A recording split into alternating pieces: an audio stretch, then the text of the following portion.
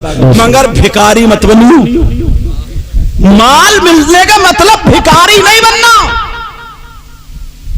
इतने रास्ते निकाल लिए हैं, इतने रूट निकाल लिए हैं कि मांगता भी नहीं और छोड़ता भी नहीं है। मांगता भी नहीं है। पहले ही अगर रिश्ता लेने जाएगा, लड़की का मांगने जाएगा, कोई लड़की को नहीं देखता। सीधा अम्मा के जुमले ऐसे मिलेंगे कि सब लोग समझ जाएंगे कि हाँ ये भिखारन आई हुई है। उसके जो मेरे बेटे का वहां से रिश्ता हुआ, वहां अल्टो मिल रही थी, वहां वैगनार मिल।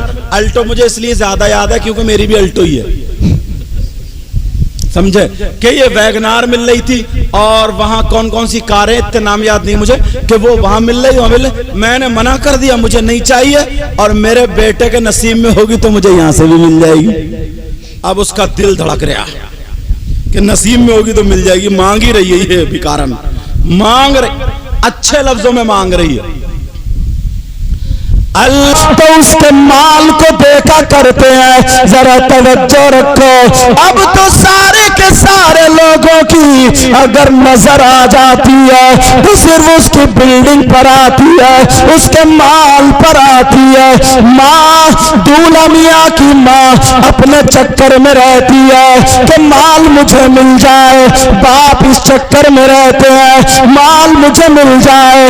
रिश्तेदार इस चक्कर में रहते हैं कि हमें कुछ मिले, और दूल्हा मियाँ इस चक्कर में रहते हैं कि हमें कुछ मिल जाए। अल्लाह अल्लाह यही वजह, अगर माँ को कुंडल मिल जाए, माँ को झुमकियां मिल जाए, माँ को सोने की कोई टूब मिल जाए तो माँ की मर्जी उसी लड़की से शादी करने की होगी। भले वो पर्दे से रहे या ना रहे, भले वो नमाज पढ़ती हो या ना पढ़ती हो, भले वो कुरान पढ़ती हो या ना पढ़ती हो, ये माँ बह गई सोने की एक चीज पर।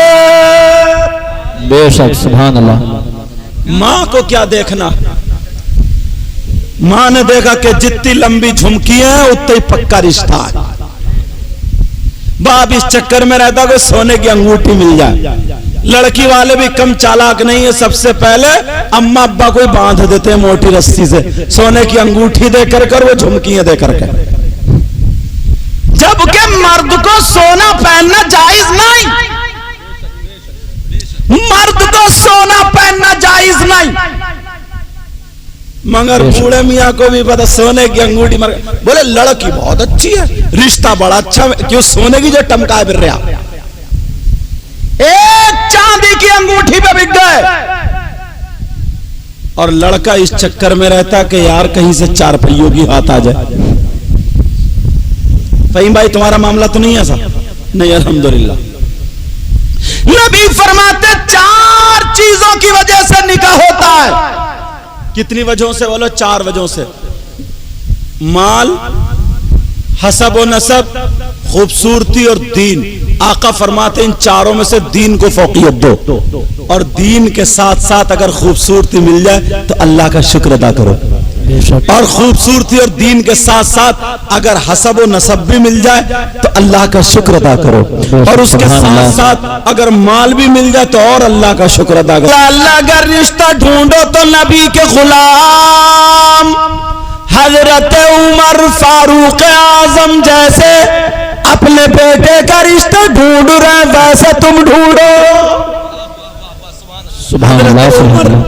रदी अल्लाह ताला अन्हु की बीबी ने कहा, ओ मेरे सरताज, हजरत उमर से कहा, कहो मेरे शौहर सरताज, अपने बच्चे अब होशियार हो गए, जैसे हमारा ये बच्चा होशियार हुआ, कहा अपने बच्चे होशियार हो गए, अब तुम रिश्ता ढूंढो, लड़की तलाशो।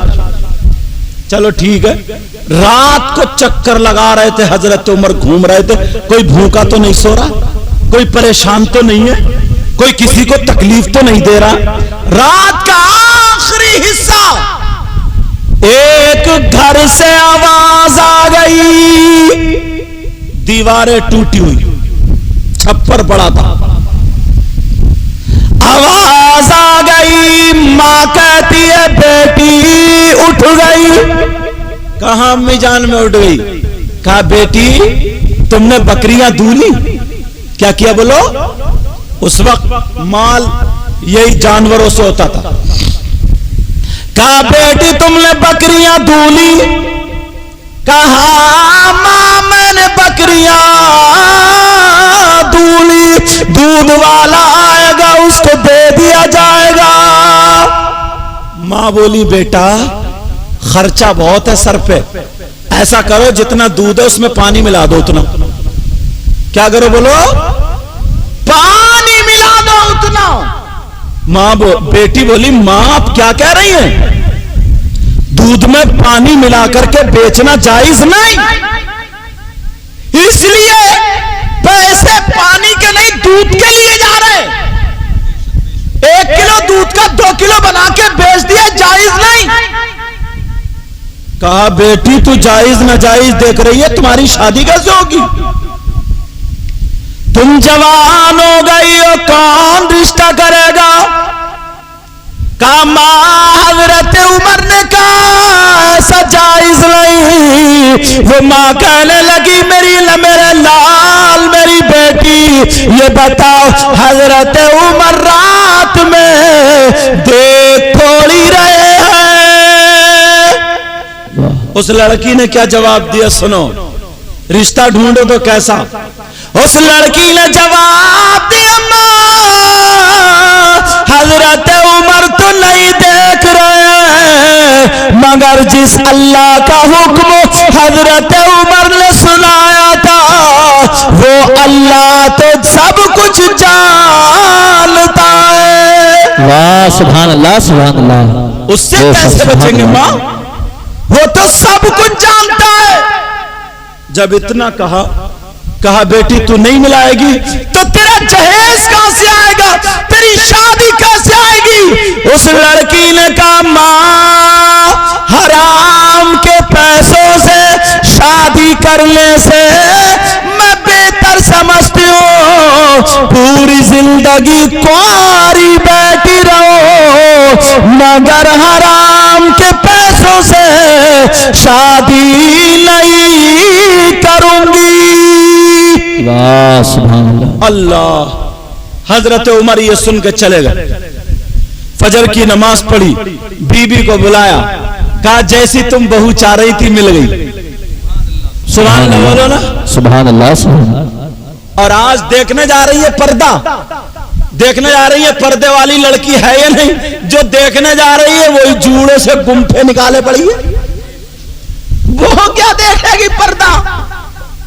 भाभी जा रही है तो भाभी का लहंगा और बड़ा पूरा दोबरा सिलवाए फिर रही है। अब तो वो पर्दे वाली क्या देखेगी? उस तरह लेके जा रही है, मूड देंगी मूड। जरा सोचने की बात है।